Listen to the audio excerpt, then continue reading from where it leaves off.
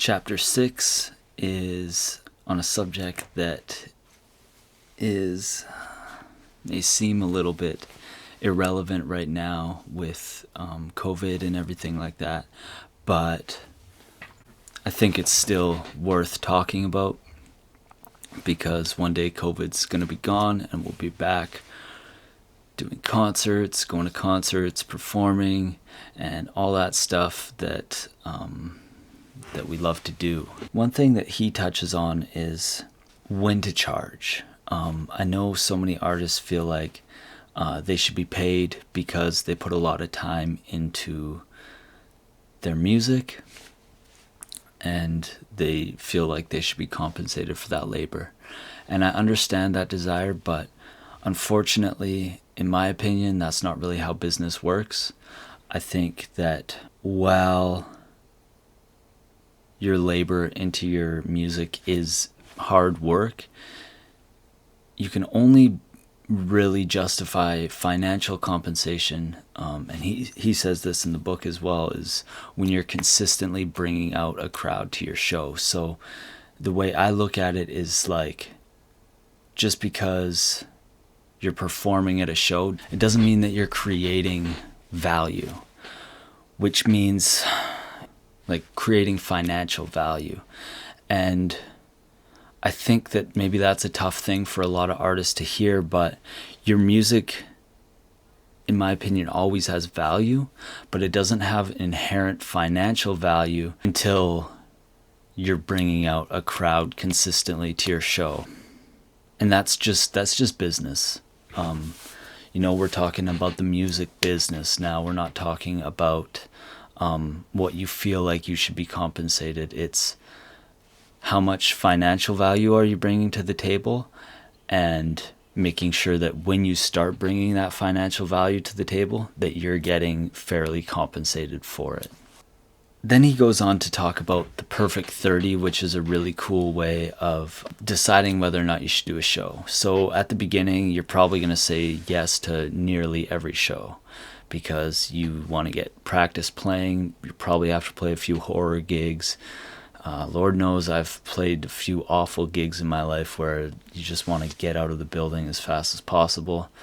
But you kind of got to, cut your teeth with that kind of thing for the most part. Some people slip by and just like perform the funnest gigs ever, but that's very rare.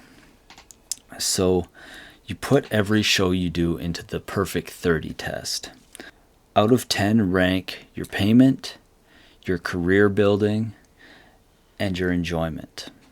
Career building. For example, if you are playing outside of a beer garden and there's 2,000 people there, you can really use that to your advantage.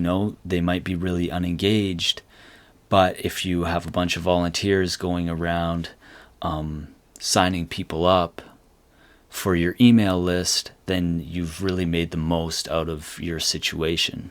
So that's just an example of career building, a career building gig. You're probably not going to be having the most fun playing at a beer gardens because you're not playing for a super engaged crowd. Also, enjoyment. Sometimes maybe you'll be invited to do a really fun show with a bunch of friends, and you're not going to get paid very well or a little, but you just know it's going to be a great night.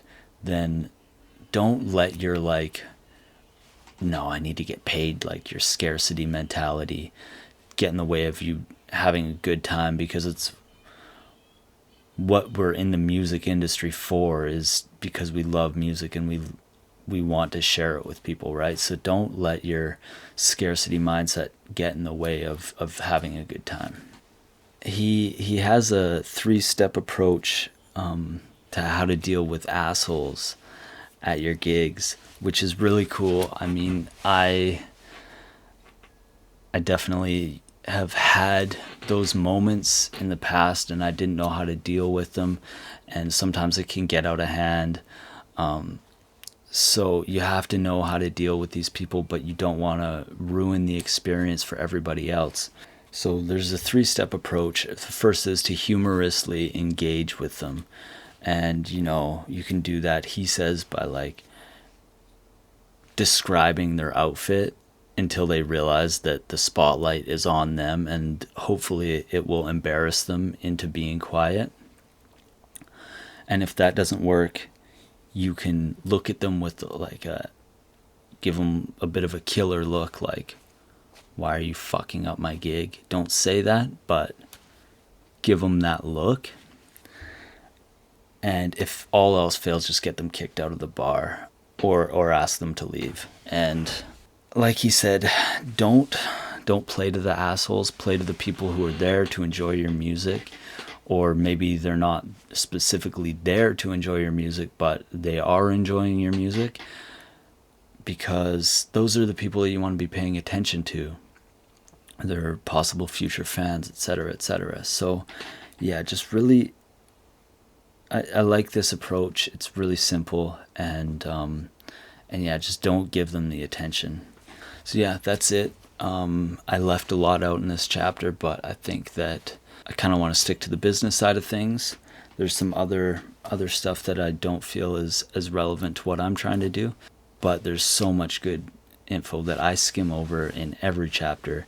So I think if you're listening, you should get the book and check it out and read the whole thing and use it as a blueprint in your career.